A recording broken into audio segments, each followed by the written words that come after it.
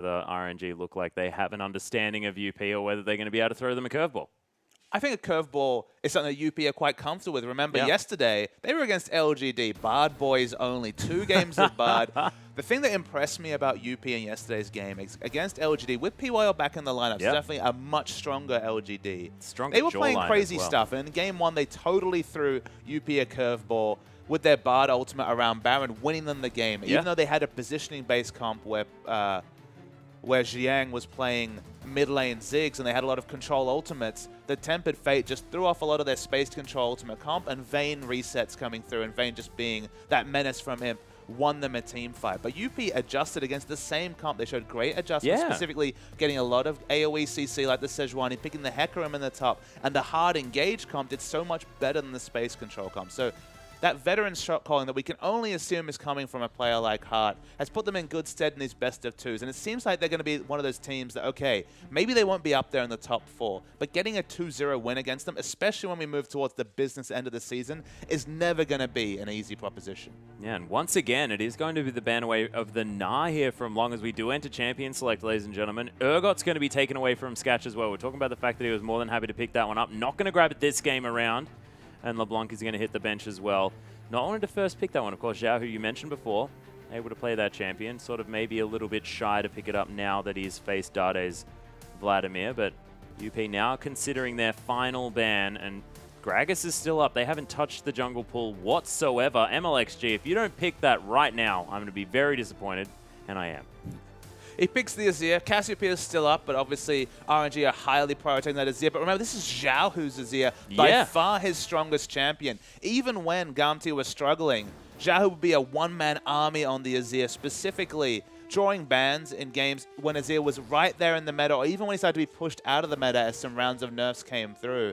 I think you have to take it just because of his individual strength on the champion. The Azir Sex, just an easy thing for Azir to put off. But as you mentioned, so much power available in the draft, and Amy, this is carry jungler versus carry jungler. MLXG wouldn't necessarily have called him a carry jungler, but such has been his performance in week 2. He's been one of the jungle MVPs of the week, and they're giving Amy a very powerful pick to start off this draft. But every single game RNG played yesterday, it was the Rek'Sai that was banned away. MLXG still has the opportunity to go for one of these sort of high-impact early-game junglers. Alistair was left open here as well, and Whoosh played 2 games in a row of Lucian, looked incredibly comfortable on that champion, and they could even go for a Nunu comp here as well. I mean, you've mentioned just previously the fact that, you know, Huey was playing the Nunu, maybe not had the impact that he wanted to, but the idea was there with the fact that having the Azir, having the Lucian, a lot of synergy for the Blood Boil. It's something exciting to see. Sketch is at least considering his famous jinx that he took through the LSPL. This would finally be a hyper carry choice. They can already see that the mid laner isn't going to be someone who can get on top of Sketch and really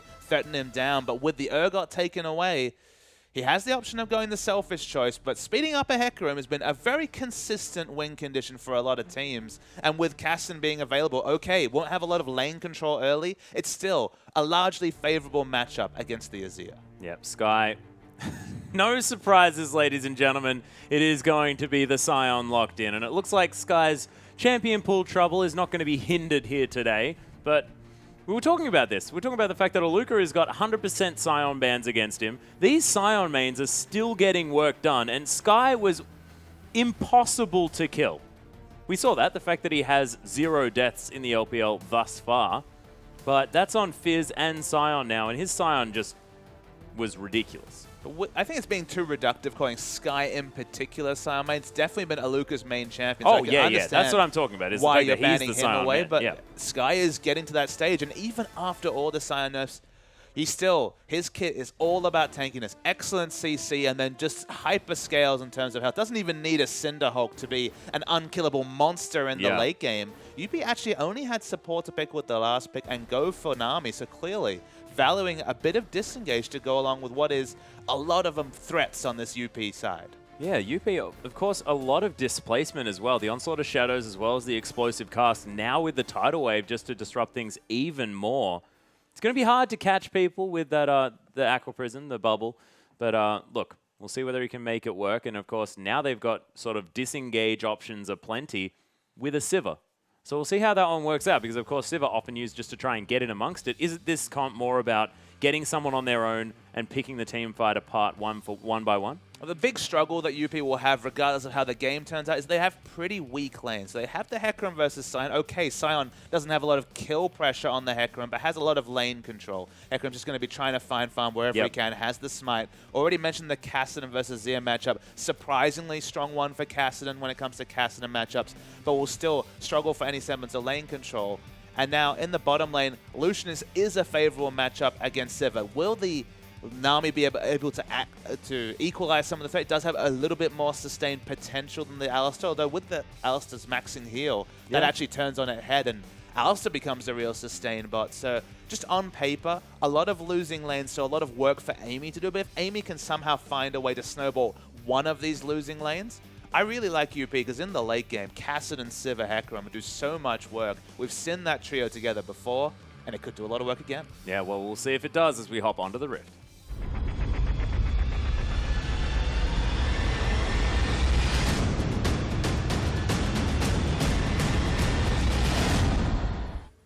Ladies and gentlemen, here we are with RNG taking on UP for our second match of the day. RNG on the blue side this time around, and so far, a bit of a fan out, not exactly the deep vision assessing lane swaps going on this time. Looks like Sivir spending some time on the top side of the map though, so it looks like UP may be considering moving that towards the top side. So let's talk about RNG, because I talked a bit, we talked about UP's team comp. RNG's team comp as Sky being silly.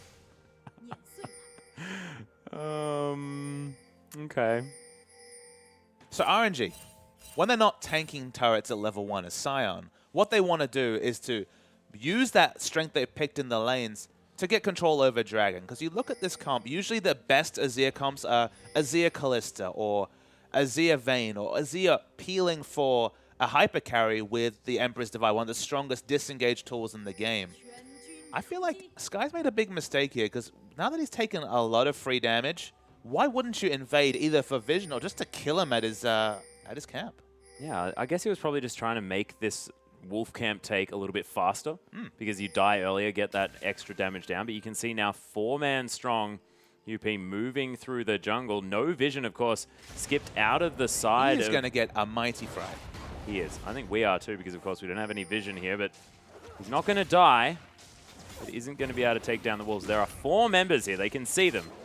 Is he just going to move to the Raptor camp, do that one instead? So he doesn't lose much out of this trade. You could see from his positioning, he was actually positioned in the way that gave him the most advanced vision, and again, the best escape route to get out. So dies, and we'll do it in relatively good speed. So even if Sivir decides to fast push, we'll get to lane. So even though it looked silly, and I think it's a bit questionable because the only way you can take damage is giving the enemy full knowledge of what you're doing, it shouldn't affect the Sion too much. The lane swap is initiated on. It does suit Sivir, so UP get a safe lane swap and perhaps more options, and Sion still picks up his camp. We're just coming back to RNG.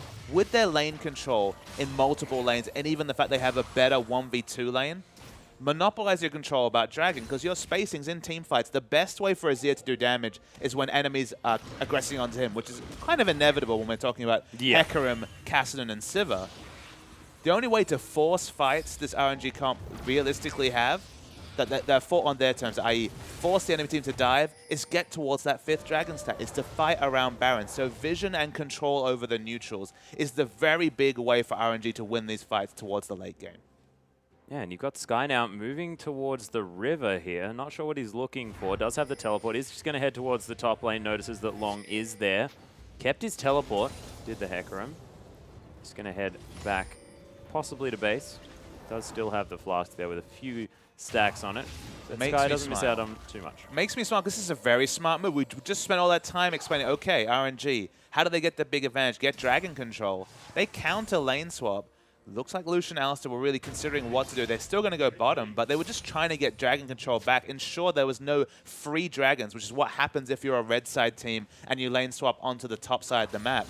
Now they've got 2 members in bottom. The first Dragon is no longer free. The Dragon stacking will be delayed, and it's a smart move from UP to equalize the Dragon threat that's always given up by lane swaps. Yeah, Sky actually taking a lot of damage here as well. He's going to be forced to flash. There's the shield down, but is it going to be enough to save his life? Oh, the Rampage doesn't land, but the body slam That's going to lock the kill down. Amy nets himself first blood. And Sky awkwardly did not get to flash over the cove. Tried to flash over the fattest part of the terrain, didn't manage it, face planted in an awkward fashion, and died. So now the no-flash Hecarim actually picks up a kill involvement, can control this wave, and Sky doesn't have teleport. Complete lane control guaranteed for Lung. And we asked this about Amy. Can he take these weaker lanes and snowball them? Good job in the top lane. Yeah, it looks like he's already starting here in a Hecarim. We know exactly what happens from the very most previous game in the hands of Flandre. We saw what happens when a Hecarim gets ahead. It doesn't matter about the matchup. You're still going to be an absolute menace to deal with. Xiaohu getting some decent pressure onto Punished here in the mid lane. But there's the headbutt pulverize onto Sketch now as well. Whoosh getting some decent damage down. Boomerang going to come back and get some damage over him as well. But damage advantage going towards Whoosh. They definitely underrate Alistair's sustain in lane, especially if you max heal first. Okay, you don't have as much kill threat, but just given the fact that you're in a 2v2 lane where minion waves are dying very, very frequently, you actually do more sustain than maybe not the newest iteration of Soraka, but previous Soraka iterations where the heal was on more of a 10-second cooldown. Could be great sustain in bot. Heart also going to be mostly focused around sustain as well. Sivir wants to sustain because it can be a fairly brutal matchup when she tries to trade with Lucian. But at present point, looking pretty even. Yeah, and of course, always going to have the wave clear advantage is the UP bottom lane here with the Sivir on their side. CS advantage still in favor of RNG as they clean up the rest of this minion wave. And MLXG, uncharacteristically quiet the early stages of this game. As there's the Ian from Xiao, who doesn't get the shield though, but immediately the flash is used from Punished. I'm not even sure that that was entirely necessary, but he was worried about the Azir sec. Xiao was already level 6. Yeah, there was true. the potential pushing him back in. Was awkwardly one creep away from level 6 himself, where the Riftwalk would have really dissipated any hope. Heart's low. Yeah, there's the flash from Whoosh, though. Locks down the kill. Sketch now might be in trouble as MLXG tunnels under the waterfall. He's burning down from the red buff. Whoosh wants to pick up the kill, but it's not going to be enough. Didn't quite get there for the Light Slinger. It looked like he actually held on to Spell Shield until the Unburrow registered. Really nice use of summoner spells. Keeps Sketch alive, but first blood down bottom. We were mentioning that Sketch and Heart were looking comfortable in this lane, but very quickly answered. That is the longest tunnel I've ever seen, by the way, there in the bottom lane. Not sure how MLXG even managed to make it through that wall. Have you seen the turrets, sorry, the tunnels that come under turret when you go for the turret ganks around, I guess, bottom in this map? You can do some crazy things with that tunnel. Well, yeah, I'm learning this right now, as it is going to be destroyed there. That was a work of art, that tunnel, Sketch. Very rude. Dragon, though, is going to fall down. RNG are going to lock that one in. They are still behind in gold. Just because that first blood really helping them out there, and you can see this top lane going fully in favor of UP. We'll see whether MLXG is going to pay a visit, make sure that he can help at least deal with the fact that this Hecarim's getting out of control. All Sky can really do is try to control this wave. Obviously, so many ranged pushing options for Sion can just max the Decimating Smash and push it into wave, but because of the lack of kill pressure, unless MLXG joins them, Whoosh sidesteps. Yeah, there's the teleport in from the top lane as well as Heart. He's taking a bit Level of damage, 6. but Lei most definitely going to die. There's the ultimate from Long. Takes him a little bit of a while, but Lei does fall down in the end. Of course, the cow not quite level 6. Couldn't use that Unbreakable Will. MLXG going to knock up Amy here just quickly. Looks like he was taking negative damage, though. And MLXG just trying to protect his red buff. Amy has a level advantage to MLXG. Okay, cannot bite off more than he can shoot. Amy isn't able to pick up the enemy red buff, so a relatively even trade, and dissuades the enemy from picking up the red buff. Yeah, and actually, Sky back in touching distance of this farm. Of course, Long picking up a kill for himself towards the bottom side of the map, going to help him out there, so not going to be worried about it at all. Now has the Cinder Hulk enchantment completed. Is MLXG going to take down the red buff? Hits that level 5, wants to get to the Void Rush as quickly as he can, but Sky does now have a Glacial Shroud, so helping him here in the top side. And I think regardless of how this lane's going to go, I mean, he's still Sion. He's still going to get to a point where it's going to be very hard to kill him. But the issue with picking the Sion is that I agree. You'll reach a point where Sion will be an unkillable force that does excellent work in team fights. The other issue, though, about laning against Sion is that you're getting to the point where Hecarim being an unstoppable force in team fights is also going to be an inevitability. While Hecarim doesn't have the same suite of CC to really be useful in late game team fights, the burst damage and the flexible options and the diving is always going to have the advantage to Hecarim. So the gank that Amy put forward has just basically guaranteed that we're going to see another showing of the big late game Hecarim, and whether RNG can deal with that or not really remains to be seen. Oh, and you're going to be very impressed. Lei's actually leveling Q first. The Q first on the Alistar. Yeah. It's not going to be the sustain-heavy approach. I do like that. A bit more kill pressure. It also allows you to get the headbutt and the pulverize onto identical cooldown so that you don't have those awkward situations where you max headbutt and just don't have the pulverize available for a second one during a fight. It's definitely his most important team fight skill, so maxing it first is fine, though we have seen more and more people move towards the heal, which, you know, I don't really like the heal as the max, but it has its uses. Yeah, non-interactive, of course, doesn't allow for as much of an exciting laning phase, but is safe. But I do like the fact that Lei going for a more aggressive approach on this cow. MLXG is going to head to the safety of the pink ward here in the Tri-Brush as Sketch and Hart going to move back. The Spidey senses were tingling there, understood that there could have been a jungler or lurking.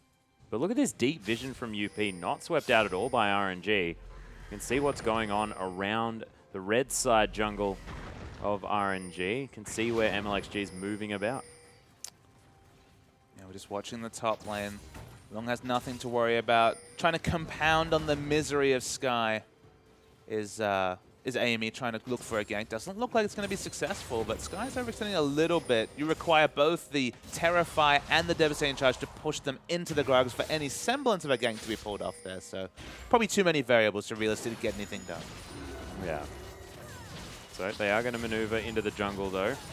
Whoosh, sort of a saving grace here for RNG. Unable to really hold on to too much of a lead to speak of, as Sketch didn't even fall down in the last fight. 5 CS in the lead, probably not going to be enough, as Amy going toe-to-toe with Xiaohu here just a little bit. Oh, actually using the E to go aggressive. There's the Emperor's Divide, but Long might capitalize on this. Decides instead to take away the jungle camps. Punished coming through as well. But Xiaohu unable to really find too much and actually gives up the Wolf Spirit.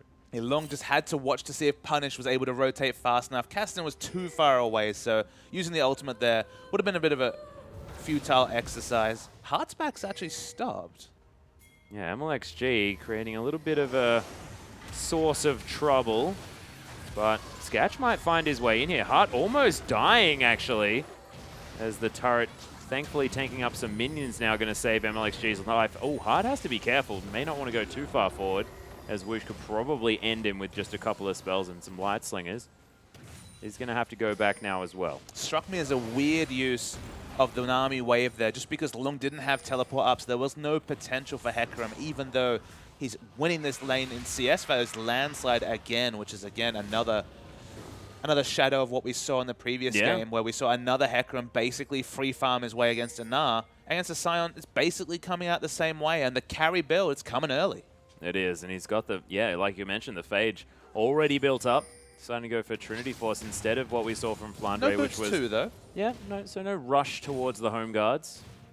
Does look like UP more than happy just to continue the laning phase, don't really want to get to any early team fights, so I sort of like it. You don't really need the all-important home guard teleport to start off a team fight. Just to reiterate champion select, scaling top laner, scaling mid laner, both these champions going to be massively strong in the late game. Not to discount the strength and the damage of Azir or the tankiness of Sion, but I believe the duo is just innately stronger than their enemies, and Kassadin uniquely qualified to deal with Azir in team fights having the Rift Walk.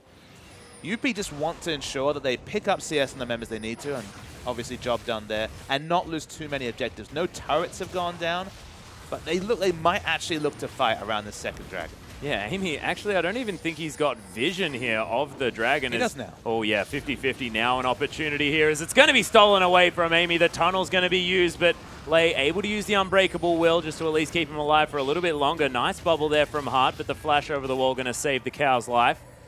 Very nice use of the smite there from Amy, and going to mean that RNG unable to pick up the sneaky dragon. And now, not even that 5th dragon stack around the 30 minutes is looking realistic for RNG. Neutrals are their big point of power. They have the strong farming laners that are able to control their wave and push things out as needed. But after those early games, you can see Sion really not able to do very much in terms of wave control on top, and kill pressure never been his forte. No, he's not going to be able to kill the Hecarim, who's now taking But away to a proxy Gromp. and then take away the enemy Gromp, which makes it even harder for Sion to hope to duel with the Gromp buff riding. Hecarim's running all over a laner, and if we've learned anything from history, that looks good for UP. It most certainly does. It's very recent history. In fact, my memory can even understand what's going on here. There's the Void Rush from MLXG. Does have the Sightstone now on top of the Warrior Enchant that he's picked up on the Rek'Sai. Of course, one of the only players here in the LPL that still likes to go for that one. Oh, they're going to miss the combo. The culling going to come out anyway from Whoosh. Does at least get himself the spell shield, but not quite there. Headbutt on a minion. Unfortunate stuff. I think it's actually an excellent time to pick up the Warrior Enchant, given that early objective fights are what this comp does best. This is what they need, so get the most power early. Do not delay your power spike to match those of the enemy teams, because you just don't have the same champion slate to really justify. So Warrior Enchant Rek'Sai, so much stronger in the skirmishes and in the team fights, has potential to dive the backline and at least chunk someone out severely. If they play around it and use it, it's great. Obviously, if they just wait it out and we move to the late game, it won't do as much work as Cinderhulk Rek'Sai. Yeah, actually Punish taking a bit of damage here from Xiaohu. Able to get the auto attacks in there, and the attacking soldiers helping out as well. Long standing on top of a ward, and Sky defending valiantly his top turret. The Soul Furnace going to help him out there as far as clearing out the minions. Punish now at about a third health. Xiaohu just harassing the Kassadin forever. But 0-0-0 for both of our mid laners. Very even is the farm. The kill scores in general in the LPL, just not what they used to be. No, they're not. Sort of having teams playing calculated League of Legends, Papa Smithy. What's that about? I think it's just a semblance of this patch. 5.8 onto 5.10 has been largely solved. We've already seen a massive international tournament, everyone bringing around their best strategies. Speaking of strategies. Yeah, MLXG with the double knock-up, at least looking for it. There's a Pulverize to talk about here for Lei, but MLXG getting it turned around on him. Xiaohu going to take down the turret in the mid lane as Whoosh making his way back into this lane. The flash from MLXG, insta-flash from Sketch, though.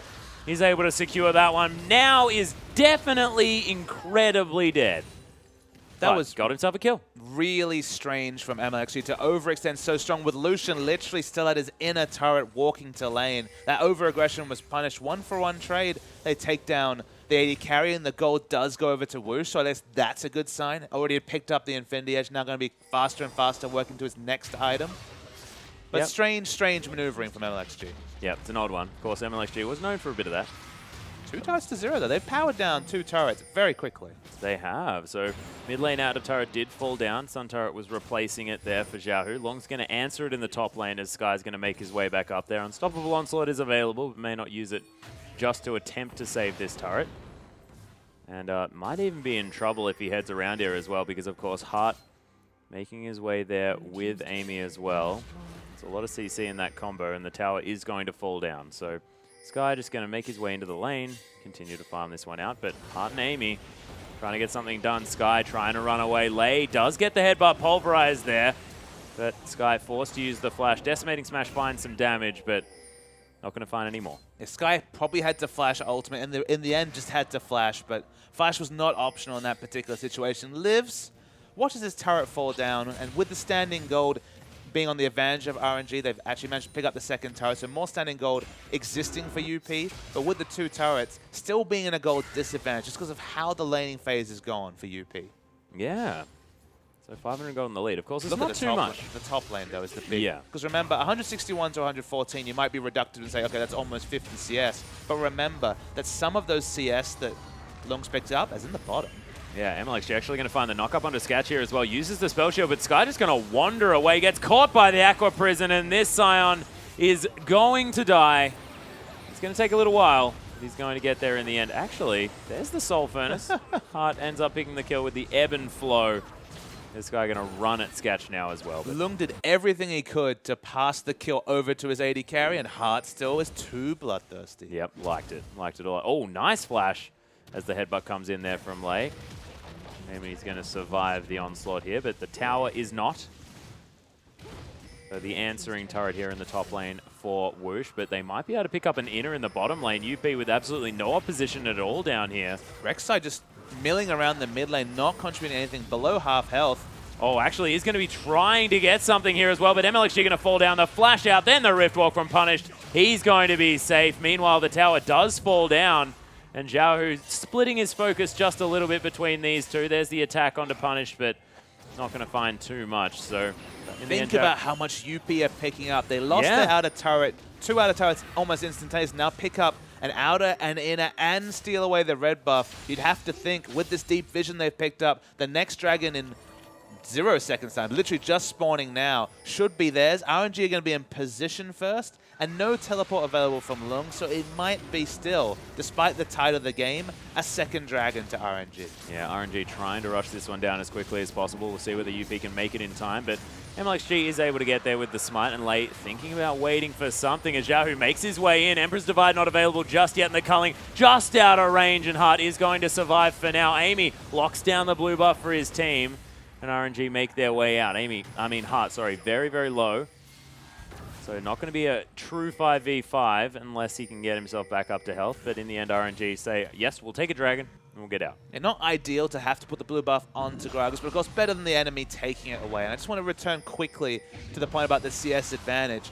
50 CS-ish is the advantage for Lung, but remember that because he has that smite, some of those CS are really big monsters that give you a lot more gold than lane creeps. So that lead is implied larger, probably about 70 CS advantage. Yeah, Punish is going to get knocked up, but of course has the Riftwalk still available. Sky looking far more squishy than he should really with the Scion in his back pocket. And if you don't get the farm, then the Scion just unable to stack up the passive on his E. Not really going to be able to get to a point where he's that super tank monster. Frozen Heart is, of course, there, but not going to help him against Kassadin, who, as you can see, doing a fair bit of damage. Actually, Whoosh just going to kill Sketch, who I believe was Emperor's Divided, back into the team. The UP now caught in an interesting position. MLXG looking to find something. There's the ultimate unstoppable onslaught, going to net another kill for the AD carry. RNG trying to snowball off this. They're pinging on the inner turret in the middle lane. And Long, he's back in the top lane, doesn't have the teleport. Amy might get caught here. Another knock-up onto Punish. Xiaohu makes his way in. A spectacular entry there as Sky gets the slow onto Amy. He's going to fall. Whoosh locks down the red buff for himself as well, and Punished. He's able to escape, but he's letting his team members die. I love the assertive play from RNG. My first thought was Baron, but at 21 minutes with Amy still alive, probably too risky, but they took the most direct route to the thing they pinged. The objective they pinged was that inner mid lane turret. They found Amy in his jungle, took him down there. It's a good sign of aggression from RNG and understanding that with those two members down, they could make up what they would, and what they did was take away the jungler, take away the red buff. They don't quite get the turret, but they put themselves in the best position to pick up as many objectives as possible. Yeah, and this is what they need to be doing as well. They need to be creating opportunities for themselves, and in a game that looked like they were slowly losing. Absolutely. And it did look like that. The tide was going against them, but the moment that Sketch died off screen in just a overextension, you'd have to think, maybe baited into doing turret damage with Sivir's low 500 range, things were turned around for UP. So the gold lead, it's still 1,000 gold. I still like the scaling that's going to come through from UP, but if they get too cute, RNG, they still have a fearsome late game in their own right. Yeah, well, you're talking about an Azir here in the hands of Xiaohu, who has already showed himself to be a fantastic Azir player. Now with that Rabbidan's death cap. But he's against Punished, who showed some great Kassadin in the past as well. So no discredit here for UP, and this is actually getting to the point where it's going to be quite a tight late game as far as working out who's going to be ahead, who's going to have the opportunities to make plays, and it's going to come down to who's going to make the decisive moves around the map, who's going to be able to get those strategic master strokes towards the late game. And that's what we're looking for in League of Legends. This is the exciting part. And while the item spikes are pretty flat across the side of Unlimited Potential, because honestly, everyone's got in on the act in terms of kills, same is not true in RNG. And a 4-0-0 Lucian, definitely ahead of his lane opponent Sketch. 1-0-2, the only other kill credit goes on to Azir, who's obviously farmed very well. They've both put all their gold into offensive items, not the Zhonya's Hourglass to maybe ensure that the Azir sec players are very, very safe coming out from Xiaohu. He's just going a full damage build. Given the fact that they have mid-game, so it's probably the smartest idea. We're going to see a replay of what happened to good old Sketch, I have to think. Yeah. See when he just gets picked off by Xiaohu here. We're lying in wait. The next Sand Soldier attack, I believe. There it is. Yep. Lovely Azir seg play. Didn't even have to use the flash. Mechanics on point. Bit of a long clip, but we got the feel of it nonetheless. Yeah, and was really well played by Xiaohu there as well, moving himself a long way with the attack and, of course, the E. Amy moving around to his Raptor camp, but notices that MLXG has discarded that one. Has picked up a Locket of the Iron Solari here as well, and that's not going from an Aegis of the Legion towards that. That was a Kindle Gem now into that Locket straight away, so a lot more magic resist for the team. Not exactly that useful when it's sort of just a Kassadin and a Nami that are going to be doing much of the magic damage. Spirit of Dread as well, and I guess Amy's damage, but we shall see whether that's going to be working out, of course. Actually, I mean, I guess Long and Sketch are doing the majority of the physical and I guess a lot of the damage apart from Punished. Yeah, Still, Locket's going to be good. I think Locket just builds, so gives you those stats. Has 2 Kindle Gems in it, sorry, 2 Ruby Crystals in it, so it gives you a nice stack of health and the cooldown reduction. And just even the active is useful against both damage types, not just the magic damage, of course. So against burst damage in general, we're going to see plenty of burst trades between Lung and Punished. Even Siva, a lot of her damage can be the burst coming through from the Boomerang Blade. Still going to be an invaluable item. UP, they kind of have a dichotomy here as Punish has gone for a lot of power early and Lung has got a bit of everything. So Lung's going to power up a bit later, maybe 35 minutes. We'll see the likes of the Trinity Force, the Frozen Heart, and the Spirit Visage, but for now just has the parts, whereas a lot of power on Punish. His dive build is complete with 10 stack Rod of Ages into the Zhonya's. Yeah, and even has a cheeky Fiendish Codex there as well. Not quite with the boots upgrade. We'll see what he decides to go with. Of course, as a Kassadin, you can grab those Mercury's Treads and feel pretty good about yourself as well. Of course, a bit of a Dade special on that one. Loves to get Mercury's Treads on his mid laners. Hecarim's lying in wait. He's in base. Has Home Guard teleport available. Sion walking slowly out of base himself. Lumbering, one would say. Lung's just amusing himself in base, walking around a little bit, waiting for what will no doubt be a devastating teleport. They don't quite have aggressive flank wards, though, so they need to watch where they act from, because it could be quite predictable when it comes to the initiation from Hecarim. Yeah, Lei actually staying very, very ahead here as MLXG wants to come over the backside of the Dragon Wall. Going to releash and heal up very, very soon. He actually has sort of found new targets quite a few times here as Preyseeker going to come through from MLXG, and now he's got a whole bunch of his health back. MLXG looking to try and pick up the aggro here as he moves around with his team. Aqua Prison doesn't find the mark. Neither does Preyseeker. And Dragon's going to be caught up on again. Lung still hasn't teleported just yet. We'll let you know exactly when that one comes through as it's now down to about 2,000 health. Sketch with the auto attacks here as well as MLXG wants to find his way in. Here are the teleports. He makes his way onto the fight, but the Dragon taken by UP. Lung finding his way in. There's the ultimate, but Whoosh surviving it for now. Punished, looking for the AD carry, and Whoosh still alive in the backline. Beautiful use of the culling as well as he finally goes down. Punish gets caught though. There's Sky picking himself up, at least an assist for that one, and there are 2 members dead apiece for both sides, but a lot of the damage dead for UP. They will have to get out of there. And we mentioned that fights that are on RNG's terms are the ones they're looking for. Azir was not aggressed on whatsoever in that fight. That was actually a 2-for-1. In fact, RNG still have 4 members alive. I thought that Sky was dead because his picture's so dark. No, it definitely suited RNG. Azir was able to free hit. They eventually got to Whoosh, but they used so many ultimates. All the stacks of the Riftwalk for the Kassadin, who died even with the Zhonya's reset. Oh, MLXG unable to survive that one. He lives for now, but Amy locks down the kills. I think Baron helped him out there just a little bit. Don't want to be behind a Baron in the pick. Yes, you certainly don't. Uses his flash there as well as Hart does notice the fact that the blue buff is being started.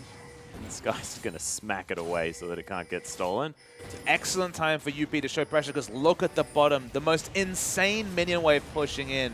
Cause as much commotion around mid as possible and force RNG to react in the mid. Yeah, and actually Whoosh is going to be heading down to pick up the farm. Doesn't actually really know what he's doing here as he's moving almost every which way. Sky knows that he needs the farm more than anyone else in the entire world, and he's going to head down there. Actually, maybe Cola last game needed a little bit more, but Sky, especially in this game, definitely needs some of that. Needs to become the super tank in the late game. And we saw in that last team fight, still able to get the job done. He managed to get a fully channeled decimating smash onto Kassadin. Frozen Heart into Banshee Veil. Very, very tanky, man. His W passive, giving him a lot of innate scaling. W passive, okay, of course. You said E before. I but it did. is the W. I failed. That's I haven't okay. played much Scion myself. He's not the most fun. I mean, some people revel in the fun of nobody else having any fun. Team of players come to mind. Hey, I'm a Yorick player. Quite enjoy playing that guy. I build Trinity for Zessa, though. Well, there you go. See, you find fun, even in the unfun. Yeah, you can actually quite happily build a Ginsu's Rageblade on Yorick as well. You can't happily build a Ginsu's Rageblade on anything. Yes, you can! On everything! You can. If you want to be liberal about the word can, you do have the possibility of building a Ginsu's Rageblade. It's available in the shop. It is indeed. They don't read it out. Maybe they should. You don't need to take Surge in order to build the item. You get it for free. It's incredible. Yeah. Long is going to clear out this bottom lane. 4 members strong of UP in the mid lane. They now understand that Happy just to make sure that they have the split pushing threat in Long as we have a look at how this dragon fight went. So watch how many resources have to be used to finally go into Woosh. He hits the explosive cast, gets away, punished, training on top of him. And Woosh still alive this one. The Cullen doing a lot of damage. Finally will be taken out by a Force Pulse, but both carries die in the pursuit of Woosh. And 2 for 1 in carries, only a Hecarim with no Trinity Force left to really duel. Maybe that fight will be effective later in the game when we're talking about a Spirit Visage Frozen Heart Trinity Force Hecarim, but still 2,000 plus gold away from that point. Yeah, and this is a point that you made very recently. Sky's going to go in. There's the Unstoppable Onslaught. Hart going to get caught by that one as MLXG wants to lock down the kill. Gets exhausted, but still able to get there. As the Emperor's Divide not going to do too much as Amy's going to body slam around. Punish going to get caught by another one, but Long's going to destroy the Azir in the backline. RNG pick up the double kill on the back of it. And if Long can only pick up 1 when they lose 3 in the team fight, the Hecarim's not necessarily able to do its job as effectively as he'd like. Now, if you compare the effectiveness of the 2 tanks, Sky is able to dive onto the enemy carries, then go move back and peel with his big suit of CC on that kit very, very effectively. Woosh lives during that trade. Azir, crucially, was singled out by Long, but without burst damage, took a while to kill him. And Sivir just couldn't do damage for most of the fight because it was just zoned by the Scion. Yeah, actually, Sketch and Long able to get some work done, though. Pick up the inner turret here as the Spell Shield not actually going to work. There's the Void Rush coming in through the backside, but Sketch dodging out of the way of everything. Sky takes a lot of killing. There's the double Pulverize. Whoosh getting the damage down onto Sketch. Nice double bubble there from Hart, but it's now only Long available. Decimating Smash, the Bouncing Horse is a very cool thing to see, but not great if you're a UP fan and RNG able to lock down the kills. Just the reliability of Scion is trumping Hecarim. I like your little song game. during the team fight too, as Sion's just surviving everything. Well, it's just hilarious to see the 1v3 casually walking through. Okay, maybe in the late game when the last Whispers and Phantom Dance of the games are completed, we will see kill pressure onto Sion, but it almost feels like he always outscales your damage, at least until 40 minutes into the game. Yeah, maybe. And then he has a Warmogs and a Thornmail and you just can't get through anything. You never carve through a Scion like butter. That's just not a saying that happens. It's because he's so inherently tanky, and he's doing his job much better than Lung's. One of the points I made was, okay, Lung is free CSing. We're going to expect great things from him in the late game. It's not quite the late game yet because he doesn't actually have the damage you have to respect. He has the Frozen Heart, he has the Spirit Visage, he has the Cinder Hulk, but he needs to have a dive threat because at the moment, Sion's base damages need to be respected by Sketch, so he's being zoned from fights. Amy and Punish are fighting so far away with the dive that Sketch isn't doing damage in fights, and they're losing out in terms of threats because it's not even a Trinity Force Hecarim. No. I actually like that the most consistent threat to kill a Sion is in fact the Wolf Camp. It's pretty good at level 1. Yeah. It's the only thing that consistently killed Sion. The outer turret looked pretty good too, but he moved away. Yeah. Definitely Didn't dodged quite the last get there. bolt. Didn't quite get there. Tower wanting a little bit more range. UP now setting up for the Dragon. All important third Dragon available here. Be massive for Hecarim, obviously, with his movement speed scaling, but the rotations in general, super, super important, so I expect a big contest. Home Guard is available, but is choosing to group with the team. Maybe now he will be able to just body block for this Sivir. They need a fight where Sketch can do damage, because 2 times in a row, Sion has basically made her a non-factor. Yeah, and Exhaust just coming back off cooldown here as well as Amy's going to take a fair bit of damage. Sketch gets caught by the onslaught of the Unstoppable Onslaught, sorry. Sky's going to flash out of the way here. RNG now regrouping as well. Amy taking a fair bit of damage and the Boomerang over the team doing some work as well, but successful disengage from both sides by the looks of things. It's RNG now preparing to try and siege this one down again. Punished, of course, can move into the battlefield very quickly. Xiaohu, fairly similar.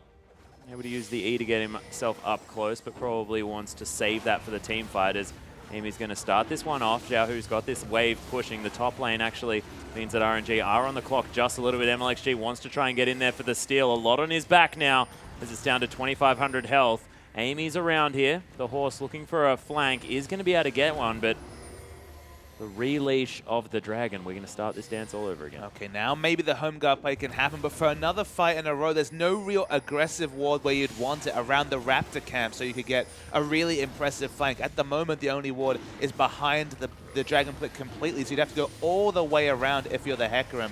If you're going to go for these gimmicky players, and even though it happens often, it's still a little bit gimmicky. Yeah, there's the teleport. MLXG does pick up the third dragon, though, long into the backline. Whoosh is the focus here as he tries to get out of the way, but not going to survive. Punished in amongst the fight as well as Sky and MLXG are caught off from their team. Xiaohu gets pushed back, and this is where the tanks need to be in front of the Azir and the Lucian, but they weren't there. And RNG lose all of their damage in one fell swoop. And that could mean the Baron and UP. What a massive lead to take from that team fight. And after 2 fights in a row where RNG's positioning was excellent, as you mentioned, the tanks are nowhere to be seen.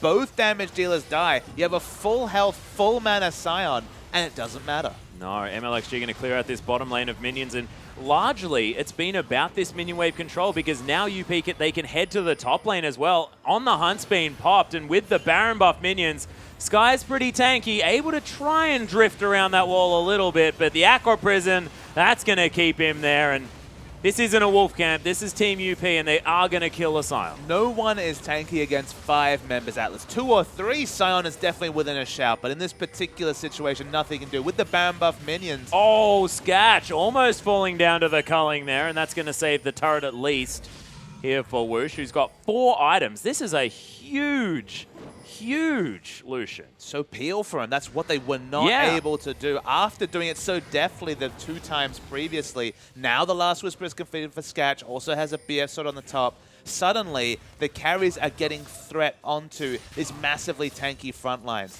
Crucially, no Void Staffs completed, so Punished and Xiaohu are going to have to be dealing mostly with base values. But the Void Staffs coming through might be the big tipping point, because diving through an 800 AP Void Staff for Xia, we've seen multiple times, even just this split, is not something you can do easily. No, definitely not. Of course, he's 2,000 gold ahead still, is Wushin against his lane opponent, Scatch. So, of course, a bit of money was in the bank there for this Sivir, so probably going back to pick up a few items there. With 2,000 gold behind, it means that that Bloodthirster not quite completed just yet. And in fact, not a whole lot of sustain. So now Whoosh with a slight advantage there on that front. Long nowhere to be seen. Doesn't have the teleport just yet either, but they are going to be able to steal away the red buff. MLXG in the bottom side trying to push things through. Baron buff duration's just under 50%. They will not break the base with it. They have 2 outer turrets down, but of course one of them was much earlier in the game. We're waiting to see if they can break the base. One of the issues they'll have, they only have 2 ranged auto attackers. One of them is their support in Nami, who's obviously not going to be that adept at taking down turrets. The other one's Sivir, who has short range but excellent turret damage. Can't really dive this comp though, but they're diving in anyway. Yeah, Amy looks to try and grab the explosive cast. Doesn't quite get it done there as Amy's going to fall down. There's the culling. Heart's going to get shredded as well as Scatch trying to find his way out of that one. And that was an engage from UP that just flat out didn't work. It's a big mistake for Amy trying to solo engage because Xiaohu was free hitting. You need immediate threat onto basically either Xiaohu or Whoosh, or you will lose a fight. And RNG, even against Baron, are pushing aggressively. Yeah, they're trying to grab whatever they can. They understand that this horse is probably going to be immovable as the turret is going to fall down. There's the tidal wave as Punished, trying to get something done. Scatch offers a boomerang to Whoosh, who just takes it happily with his Bloodthirster shield. Tower falls down in the top lane. Only 1 tower with that Baron buff, though. You generally expect to see a little bit more, especially at this stage of the game, and with the control of all the minion waves that UP did have. So Long doing his job, split pushing that one out, and this horse is getting stronger and stronger. Almost will have the Randuin and Zoman as well soon. And, I mean, that's just going to be the icing on the cake, or the nail in the coffin, depending on which analogy you want to go for. They still have to pull off the perfect engage. No Zhonya's being completed by Xiaohu. Makes him the easiest target to take down. QSS completed from Lucian makes him a little bit more slippery. But Amy and Lung need to make Xiaohu a non-factor in a team fight. That's what Hecarim can do with this massive build that he has.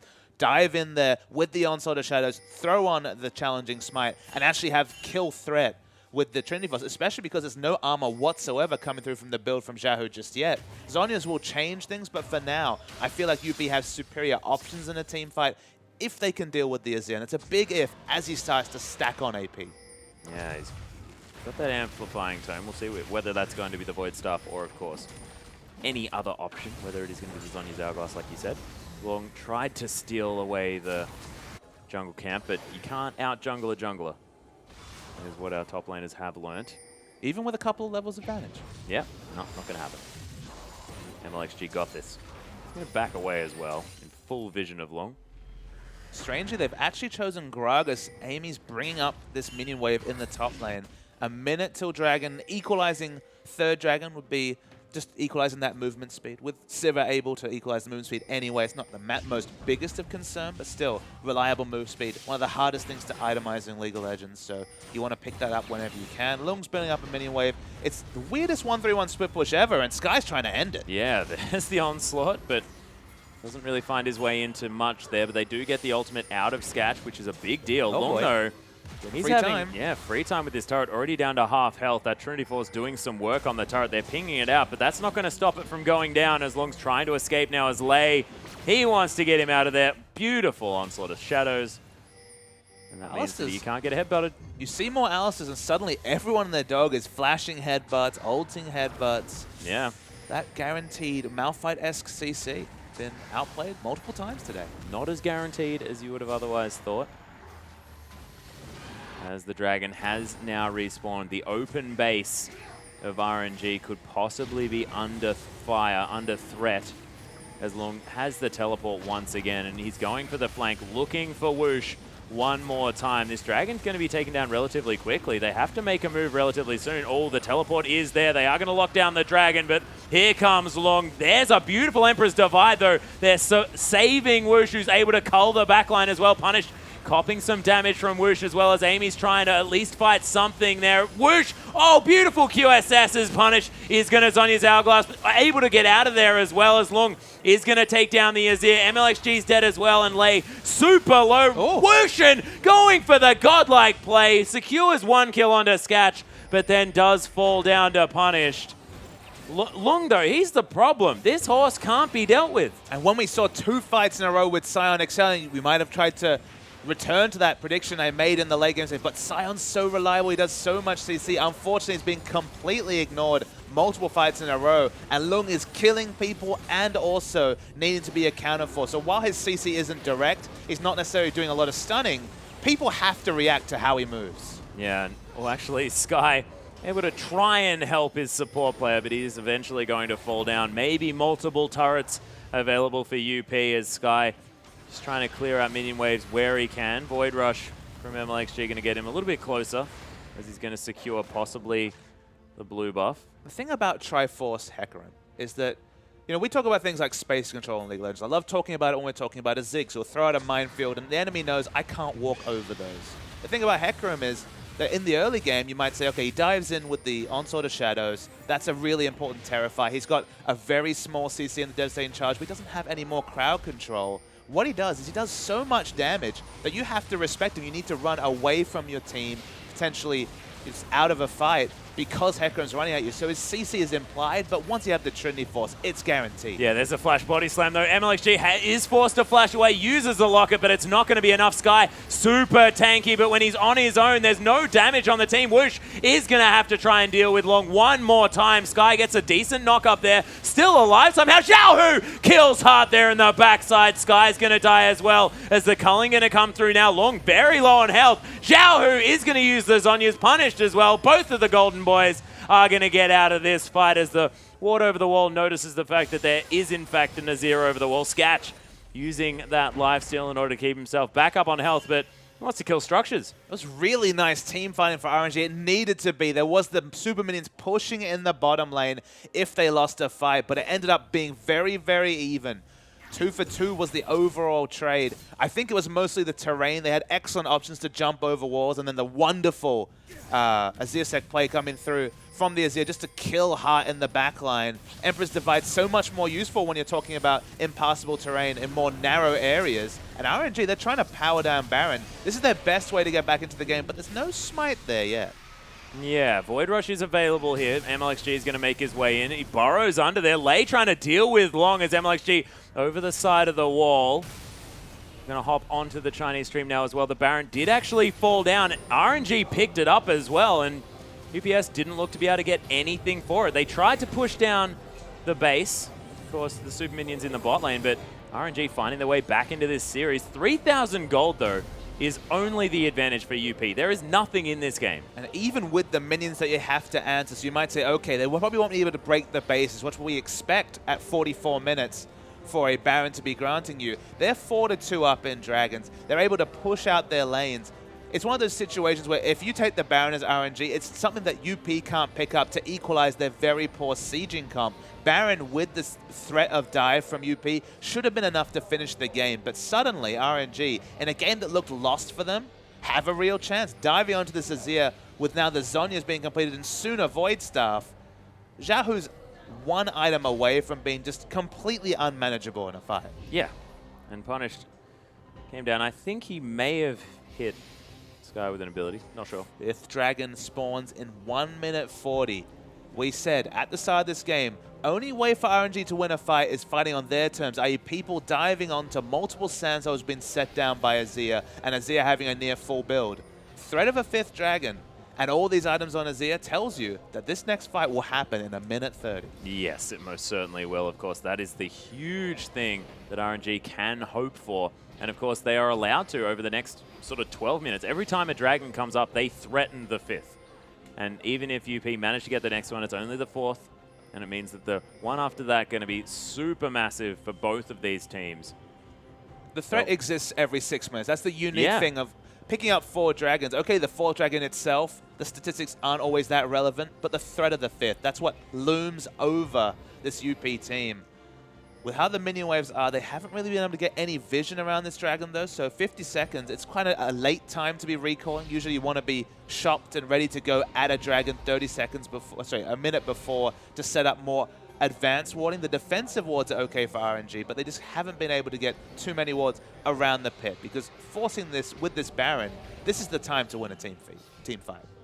Yeah, Void Rush was used by MLXG, making his way towards the mid lane, and 26 seconds on the Dragon means that they are now wanting to set up positioning. You can see UP with all of the vision already.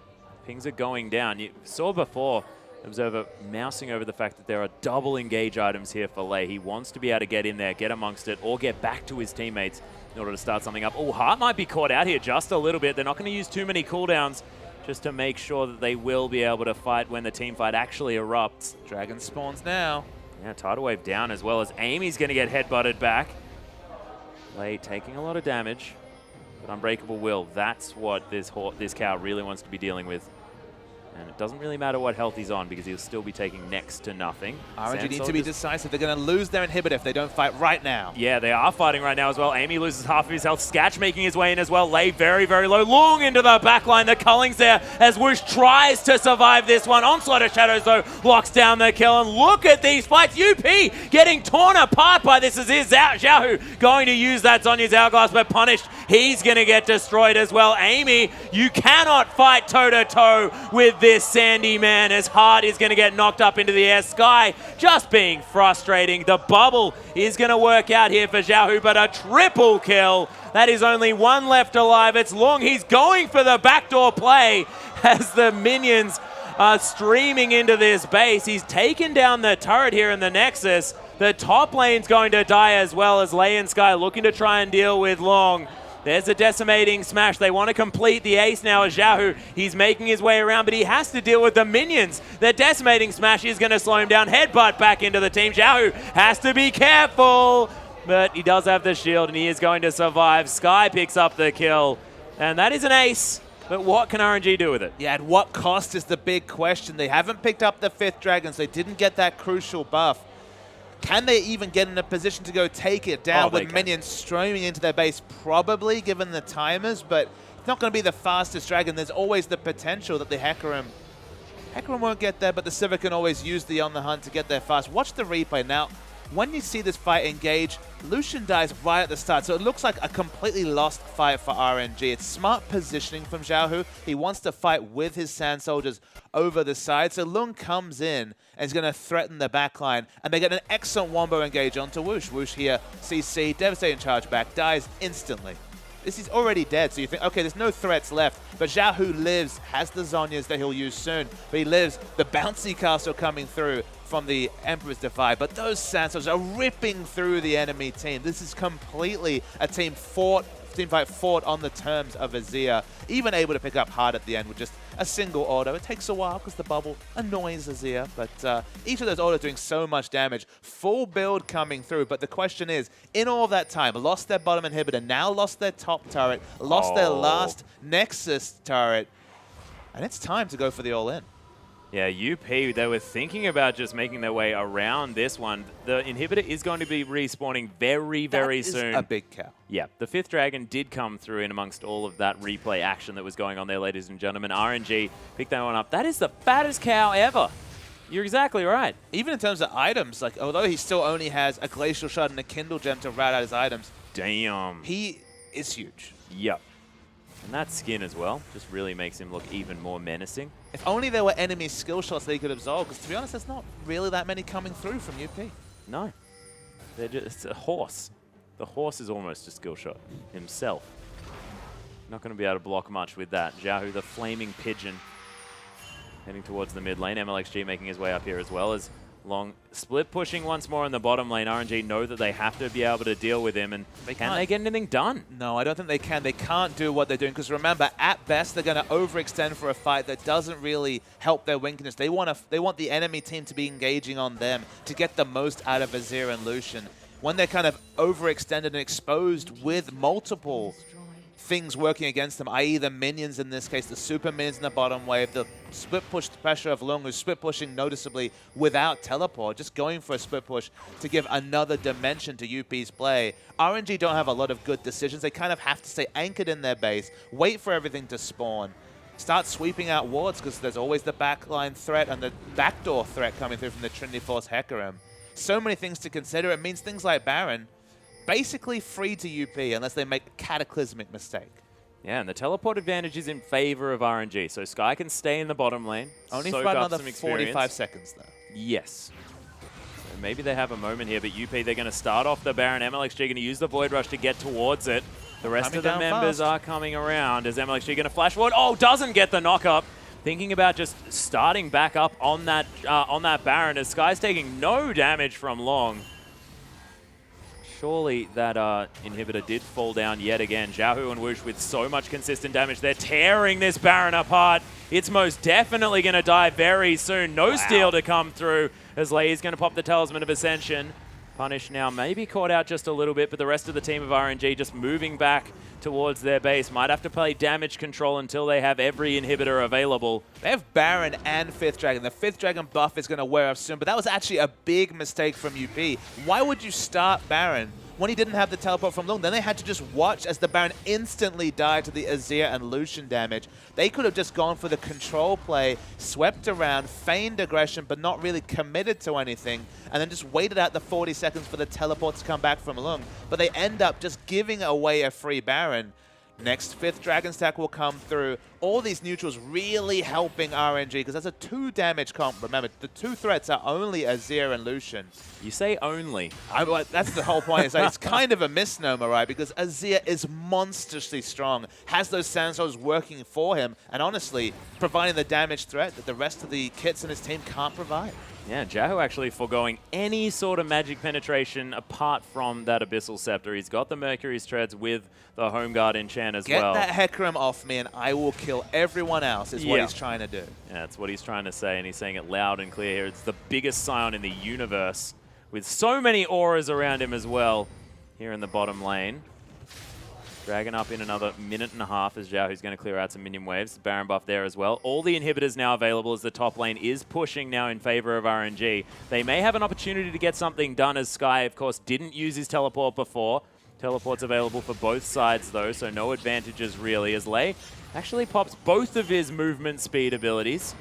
Heading towards Sketch. They're trying to catch up to him. Headbutted back. Sketch is going to die. This might even mean the end of the game as RNG take away half of the damage available to UP, especially in the physical damage form. Of course, Long still doing some damage, so maybe that's an overstatement there, but the inhibitor's going to fall down as well. RNG realizing that they can push forward. Sky can tank everything for years and years and years. Bubble not going to find anyone. Headbutt onto the horse to try and get him out of the way. They want to take down possibly more structures here. Waiting for the next minion wave. I think they don't want a turret dive too hard. You think they'd be happy to. Sky even has a Guardian Angel as well, but they're finding it hard to get their short-range damage threat, specifically Whoosh, to actually do damage this turret. Yeah, they're stacking up these Siege minions as Here well we go. as Amy looking for the fight. Decimating Smash onto Long there as well as MLXG is in trying to save Whoosh, but they're not going to be able to. He's going to die. The exhaust secures the kill onto Xiaohu as well as Punish locks that one down. It's only the tanks available from RNG. Sketch still dead on this side, but